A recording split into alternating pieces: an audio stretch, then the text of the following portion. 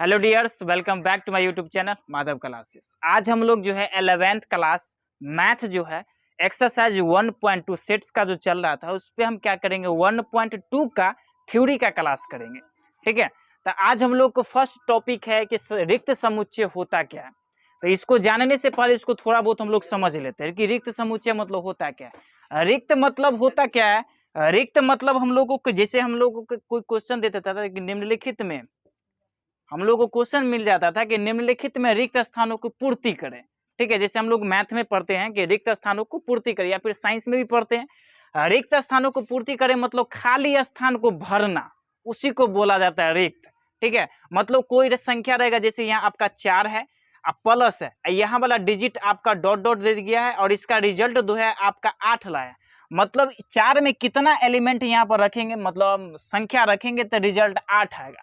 तो मोटा मोटी जानते हैं कि रिक्त स्थान पर कितना भराएगा, 4 भराएगा। तो यही रिक्त स्थान को बोला जाता है रिक्त समुच्चय। तो सेट चल रहा है तो समुच्चय लगा दीजिए, कोई दिक्कत नहीं है। तो हम लोग क्या करते हैं कि रिक्त समुच्चय का डिफिनेशन आज जो हम लोग 11th में जो यूज करेंगे सेट वाला में, उसके हिसाब से क्या करते हैं, इसका डिफिनेशन बनाते हैं। तो डिफिनेशन क्या बनेगा? वैसा समुच्चय जिसमें एक भी अवयव न हो, वैसा समुच्चय जिसमें एक भी अवयव न हो उसे क्या क्या कहेंगे? रिक्त समुच्चय कहेंगे। तो लिख देते हैं हम लोग, क्या डिफिनेशन बोल रहा है कि वैसा समुच्चय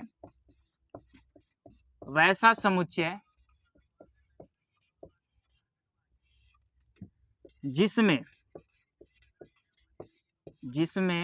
एक भी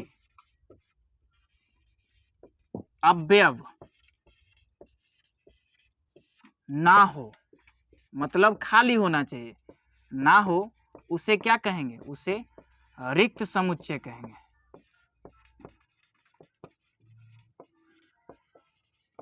कहते हैं। ठीक है, मतलब वैसा समुच्चय जिसमें एक भी अवयव न हो उसे रिक्त समुच्चय कहेंगे। मतलब एक सेट बनाएंगे उसमें एक भी एलिमेंट नहीं रहेगा तो उसको हम क्या कहेंगे? रिक्त समुच्चय कहेंगे। इसे इंडिकेट भी किया जाता है क्या क्या चीज से, सो देख लीजिए। इसे फाई, इसको बोलेंगे फाई। ठीक है, फाई या इसका जो एलिमेंट बनेगा इस वाला खाली वाला से सूचित किया जाता है। लिख लीजिएगा नीचे, सूचित किया जाता है, यहीं पर लिख देते हैं, किया जाता। बोर्ड बहुत हिल रहा है। चलिए, वैसा समुच्चय जिसमें एक भी अवयव न हो उसे रिक्त समुच्चय कहते हैं। क्लियरली इस तो पूरा हो गया। अब इसे फाई या ये वाला जो एरो है इससे सूचित किया जाता है, इसको बोला जाता है बबुआ फाई। याद रखिएगा, इसको फाई बोला जाता है। और ये फाई जो है आप लोग का जो एक्सरसाइज 1.6 तक है वहां तक ये रगड़ेगा, आपको याद रखिएगा।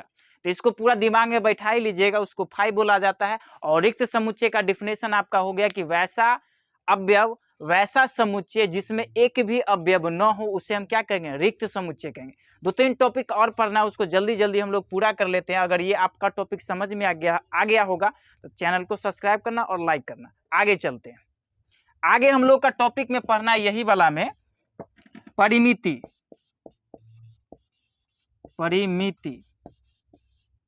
ठीक है, परिमिति को हम लोग इंग्लिश में बोलते हैं फाइनाइट। ये सर आखिर होता क्या है? फाइनाइट।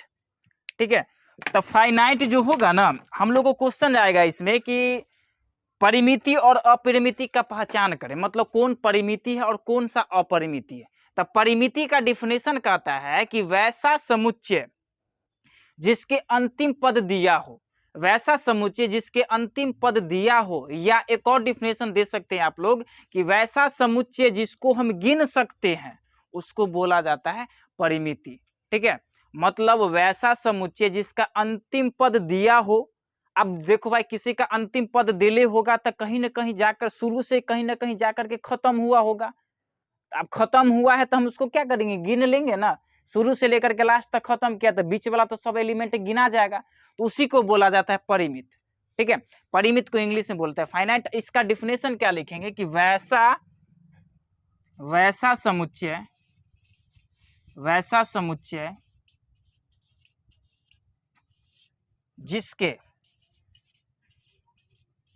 अंतिम पद दिया हो, दिया हो उसे परिमित कहते हैं, परिमिति कहते हैं। अगर आप लोग को ये अगर डिफिनेशन थोड़ा बहुत हार्ड लग रहा है तो एक और मॉडल वाला ले लीजिए, या कि वैसा समुच्चय जिसे हम गिन सकते हैं, क्या कहलाता है? परिमित समुच्चय कहलाता है। अब इस पे से अगर हम लोग क्वेश्चन बनाएंगे तो थोड़ा बहुत हम लोग को और अभी जो क्लियर नहीं हुआ होगा, आप लोगों को डिफिनेशन से क्लियर अगर नहीं हुआ होगा तो हम लोग क्या दो क्वेश्चन उठाते उसमें हो जाएगा आप लोगों को क्लियर। इसका डिफिनेशन क्या बोला गया कि वैसा समुच्चय जिसके अंतिम पद दिया हो उसे क्या बोला जाता है? परिमित समुच्चय। और जिसे हम गिन भी लेंगे आसानी से। तो देखिए भाई, इसका एग्जाम्पल में एक हम क्वेश्चन उठाते हैं। जैसे हम लोग क्या बनाते हैं कि ए सेट बनाते हैं 2 4 6 और डॉट डॉट डॉट यहाँ क्या दे देते हैं? 48 दे देते हैं। ठीक है, मतलब ये सम संख्या का समुच्चय है। और इसमें हमको ये सम विषम से हमको कोई मतलब नहीं, सम विषम अभाज्य से हमको कोई मतलब नहीं, हमको मतलब है कि परिमित होगा कि नहीं होगा। तो हम डिफिनेशन क्या लिखा है कि वैसा समुच्चय जिसके अंतिम पद दिया हो। ये देखिए आपका लास्ट पद दिया गया 48, तो चलिए ठीक है, उसे क्या कहते हैं? परिमिति कहते हैं। या वैसा समुच्चय जिसे हम गिन सकते हैं। तो एक बात बताओ कि यहाँ 2 से चालू हुआ है, 2 से 4 जा रहा है, 4 से जा रहा है, 6 जा रहा है, 6 से आप जाएगा 8 जाएगा, 8 से जाएगा 10 जाएगा, 10 से 12 जाएगा, 12 से 14, ऐसे हम इसको लिखते जाएंगे। अगर लिख देंगे 48 पर जा करके, 2 से शुरू हुआ 48 पर जाके खत्म हो जाएगा, तो बीच वाला एलिमेंट जितना भराएगा उसको हम गिन नहीं सकते हैं। तो इसको जो आसानी से गिन लेंगे ना, उसी को बोला जाता है परिमिति बोला जाता है। और इसी का अपोजिट हो जाएगा आप लोग का एक और अपरिमिति। ठीक है, यहां तक क्लियर हो गया? तो यहां तक क्लियर हो गया तो हम लोग क्या करते हैं, अब अपरिमिति वाला पे चर्चा कर लेते हैं। ठीक है, तो चलिए अपरिमिति किसे कहते हैं उस पर भी देख लेते हैं। तो चलिए, अपोजिट कहता है तो उल्टा हो जाएगा इसी का। तो अपरिमिति में आप लोगों को क्या हो जाएगा? अगला टॉपिक है आप लोगों का अपरिमिति, मतलब इनफाइनाइट।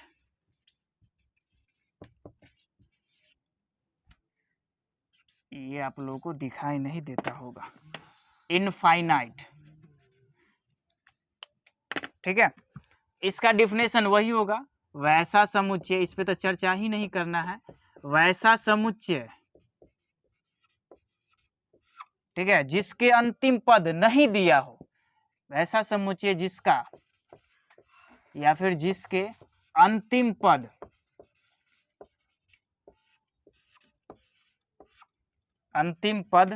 नहीं दिया हो या जिसे हम गिन नहीं सकते हैं,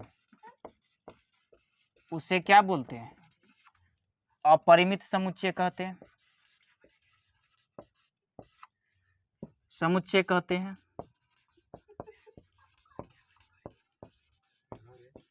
ठीक है, क्लियर हो गया?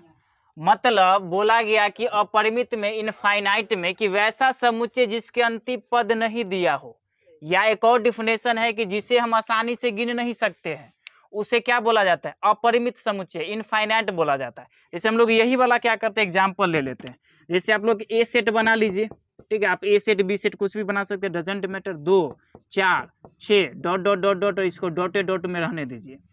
मतलब कहने का क्या होता है सर, यहाँ देखिए इनफाइनाइट में बोला गया कि चलते रह जाएगा। अब चलते रह जाएगा तो भाई कहीं जाकर के रुकेगा? नहीं रुकेगा। बोर्ड उड फाड़ करके, आपका कॉपी फाड़ करके पूरा एकदम एनसीईआरटी उतार करके निकल जाएगा, लेकिन कहीं गिनाएगा?